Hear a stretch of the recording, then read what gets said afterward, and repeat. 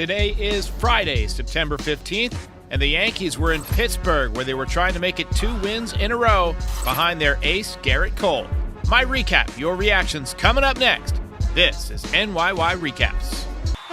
Welcome to Yankee Stadium. Just when they thought I was out, they pull me back in.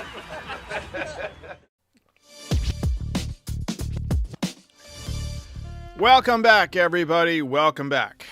I know the season is winding down, and the Yankees are no longer in contention, at least not seriously. I suppose mathematically they're still in contention, but not for much longer. And I know that interest in the Yankees and in baseball among the casuals is winding down. So the people who join us every night are the true diehards of the diehards. So thank you for tuning in this Friday night. I appreciate you. Tabor Talk says, when Clay Holmes is on, he is unhittable. He had the nasty, funky sinker going tonight. It was filthy. It was just filthy. A good win for the Yankees tonight, for sure, but not without some scary stuff. Now, I want to give a word of caution to anybody who might be a little bit squeamish. What's about to follow is a graphic description of a potentially serious injury to a Yankees pitcher. Anthony Misevich called up a few days ago. Pitched pretty well. Tonight, he got hit by a line drive right back up the middle. Ball had an exit velocity over 100 miles an hour, and it hit him so solidly that it ricocheted into the outfield. Misevich went down like a ton of bricks and was in obvious pain. And after a while, the YES camera stopped zooming in on him because he was bleeding pretty obviously and pretty badly.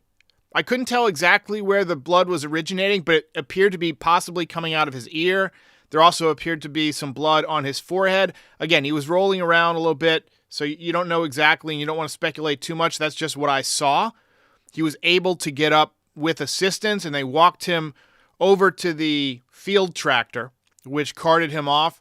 He gave a thumbs up. He was smiling and, putting out good vibes on the way out. So just want to give him a round of applause, taking one for the team.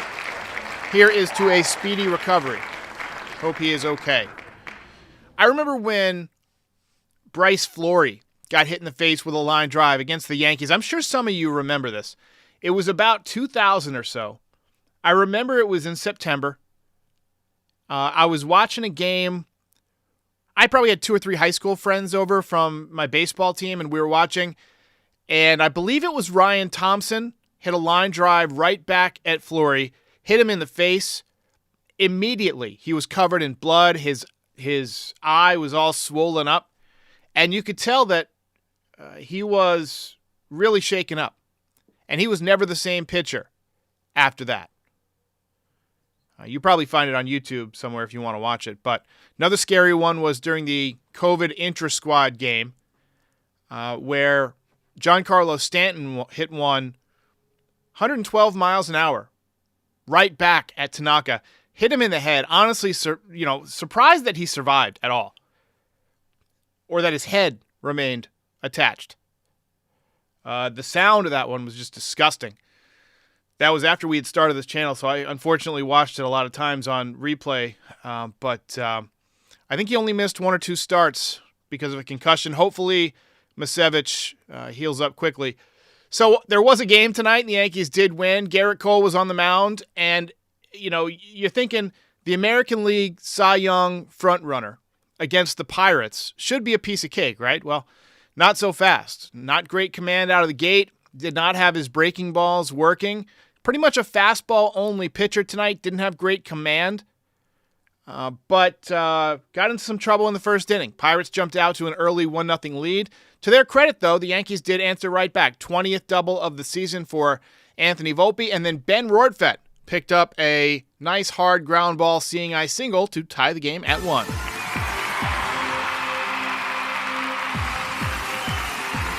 Gerrit Cole unfortunately gave the lead right back. A lot of hangers, a lot of bad counts. Just a night where he didn't have his best stuff. It happens. It happens to the best of them. I remember nights when Pedro didn't have it. or when Randy Johnson didn't have it. So, he's pitched well enough this season. We're going to cut him some slack having a night like tonight. Yankees loaded the bases in the top of the third inning, but Volpe and Peraza both struck out on 3 straight sliders to end the inning. They were trying to hit grand slams. It was pretty clear they were wailing and bailing. And when you hear me or other content creators or announcers talk about the organizational hitting philosophies, that's what we're talking about. The approach right there. You're down by a run, okay? Go-ahead run is on second base. And instead of trying to hit a line drive somewhere, you're trying to hit the ball on the third deck. 2 young contact guys. I mean, I guess Volpe's not really a contact. How can I say contact guys? They're both hitting under 220. But, these are not home run hitters yet. Just hit a line drive somewhere. Get the run in. But they were wailing and bailing, and they both struck out. Not good. We got a comment here from Jeff J. Says, I am a doctor. I watched the hit to Misevich and the coach who came out. The coach spent a lot of time putting on gloves.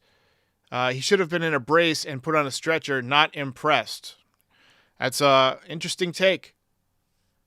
Yeah, the Yankees notably not great handling injuries. Anthony Rizzo played for 2 months with a concussion, or with post-concussion syndrome at the very least.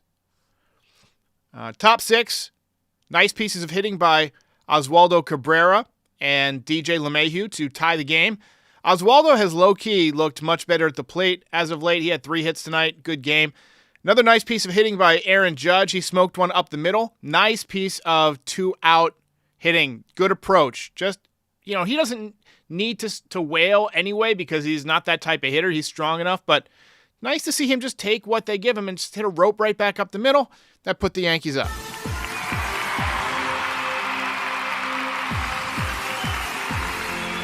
Cole was done after 5 innings. He gave up 2 runs and struck out 4, but he did not get a win. The Misevich incident happened in the 6th, and the Yankees kind of fell apart a little bit. Second night in a row with an embarrassingly nonchalant play from Gleyber Torres. Oh, shit. Here we go again. We spend $250 billion a year on defense. There was a slow chopper, and he just didn't bend down low enough to get it. 2-run score. That made it 5-3 Pirates. Getting real tired of seeing that. Real tired of it. Yankees batted around in the top of the 9th, however, and stormed back. DJ and Judge led off the inning with singles. Gleyber worked a walk to bring up Giancarlo Stanton with the bases loaded. I had visions of that grand slam last year during the Aaron Judge 60th home run game. Stanton, though, popped out, and he is now at 194. Next batter was Florial. I thought he had an outstanding at-bat to draw a walk. Spit on a very tough 3-2 pitch just outside of the zone to force in the 4th Yankee run. Next batter was Volpe, and he grounded one to shortstop. Should have been a game-ending double play, but the ball was thrown away by Bay, and 2 runs scored. And that put the Yankees up.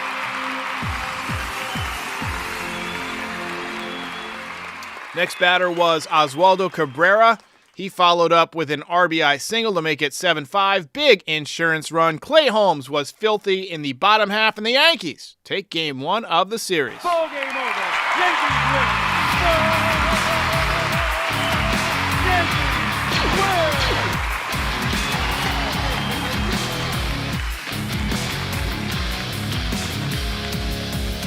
You're a winner. Lori C. says before tonight, the Yankees were 0-50 this season when trailing by 2 runs or more in the 9th. It is not what you want. So I thought about the belt tonight. I thought about Cole because he had kind of a gutsy performance. Judge had 3 hits, but Cabrera 3 for 4 with a walk and an RBI. Big insurance run. He's the belt winner. Let's hear it for Oswaldo. Belt winner. Andy says, why was that not an error on Gleyber? Because he didn't even make contact with it. I think you have to make contact with it for it to be an error. UT says, I missed this Clay. Now, some of you may remember this. Clay Holmes actually came to the Yankees from the Pittsburgh Pirates. He was in that deal for Hoy Park. So, nice job by Clay Holmes. Chris Schmidt says, solid comeback, but a scary win. I agree with you. Just a reminder that NYY Recaps is sponsored by Game Time. Only about, 15 games left or something this season? You can go catch a Yankee game at the very last minute by using the Game Time app. Download it to your phone or other smart device. There's also a website, gametime.co, but just use the app. I use the app. When you sign up, you got to go and enter in the code NYY Recaps. It's in settings. You can select redeem code, enter in NYY Recaps, and then your first purchase will be $20 off. Not only sports, but concerts, theater, comedy, all that good stuff. Lowest price on last-minute tickets guaranteed.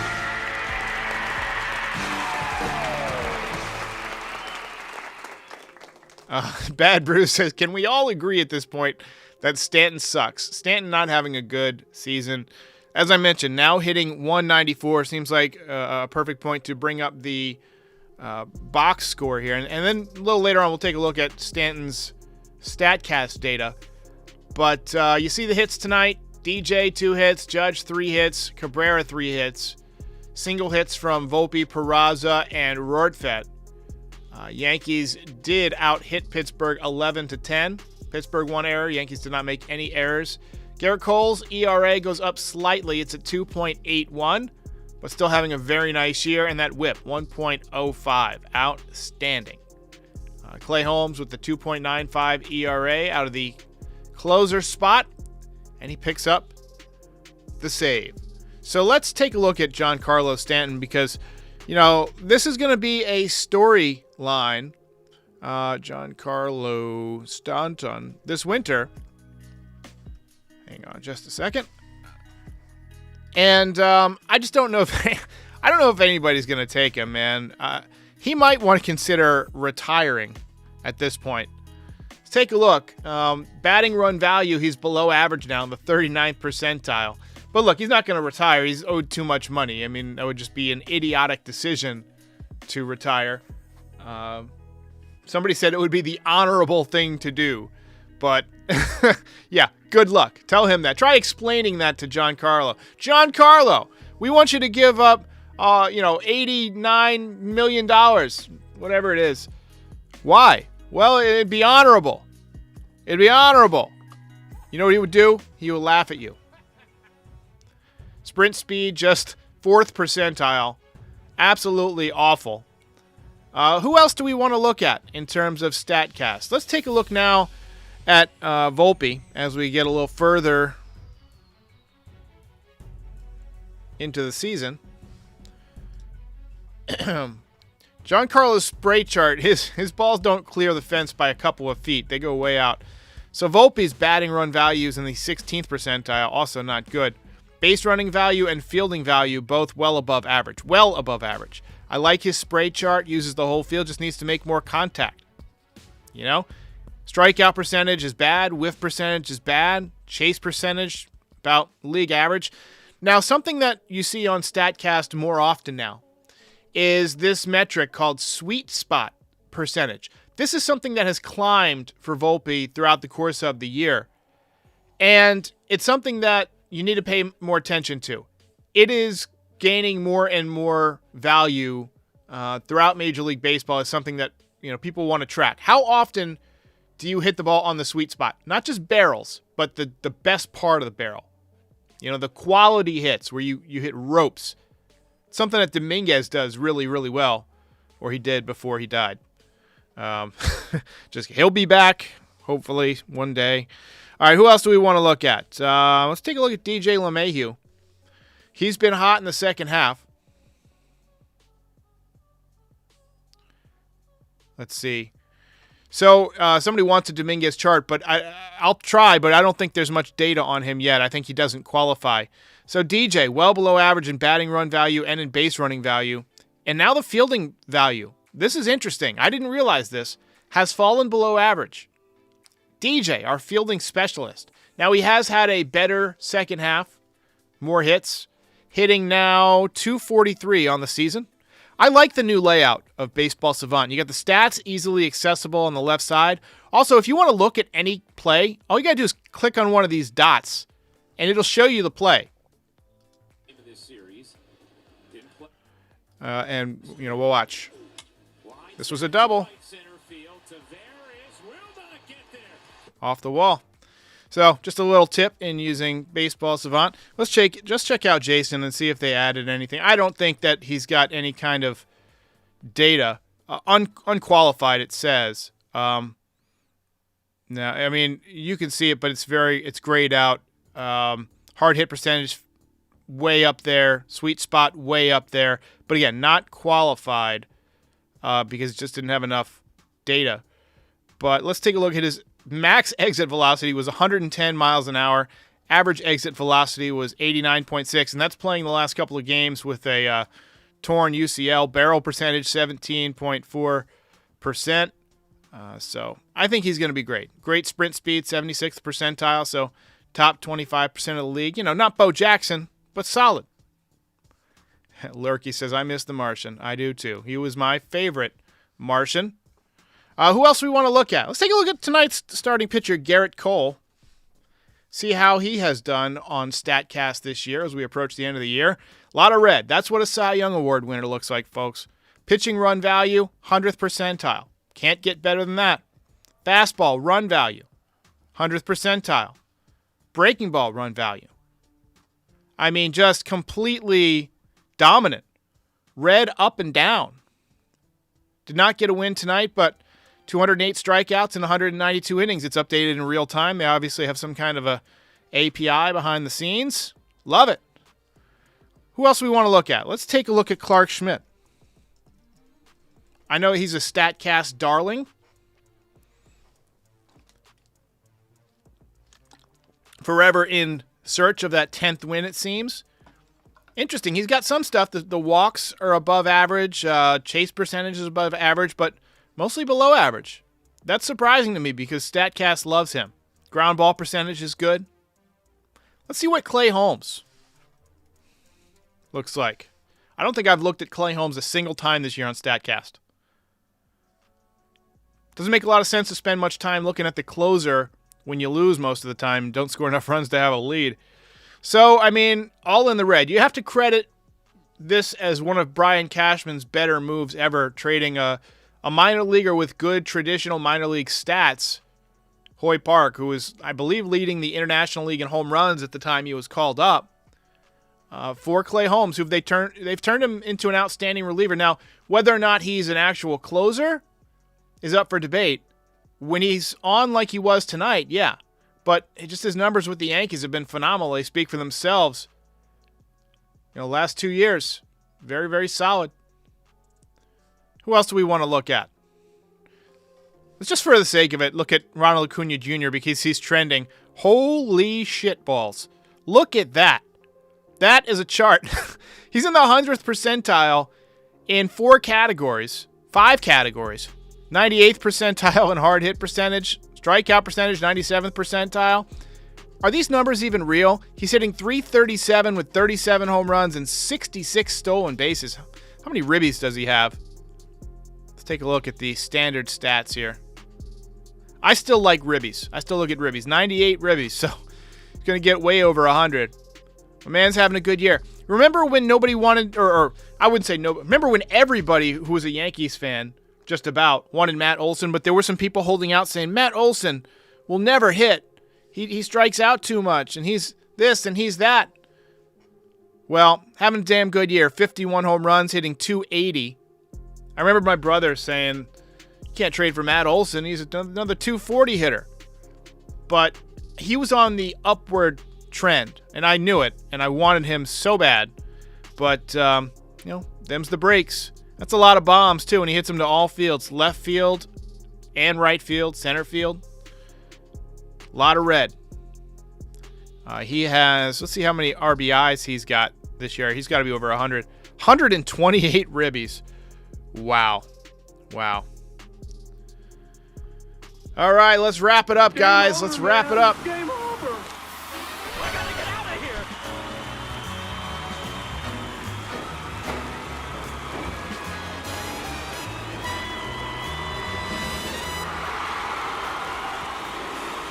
gotta go, you gotta go. That quote from Jurassic Park right there from Jeff Goldblum. When you gotta go, you gotta go. I just watched Jurassic Park this morning. Still one of my favorite all-time movies. I don't know if it's in my top 5, but it's definitely in my top 10, and it stands up really well. But, all right, guys, no recap tomorrow or Sunday. Going to take the weekends off for the rest of the year here as we wind down the season. And I'll be back for Monday through Thursday of next week. Then I'll be at Yankee Stadium Friday and Saturday. Traveling back on Sunday, so no recap there. And then back the following Monday, we'll have a vlog. We'll have all sorts of stuff. So tune in, like, and subscribe. Watch the postmortem. Watch the 5 Yankees who won't be back. Share with somebody. Sign up on all your favorite podcast platforms. We're going to do a lot of stuff this winter with some bigger baseball names as the podcast continues to grow. Check out NYYRecaps.shop. Got a lot of great merch for you. And again, game time. Use the code NYYRecaps. $20 off your first purchase. Lowest price on last-minute tickets guaranteed. Good night. See you Monday. Ball game over.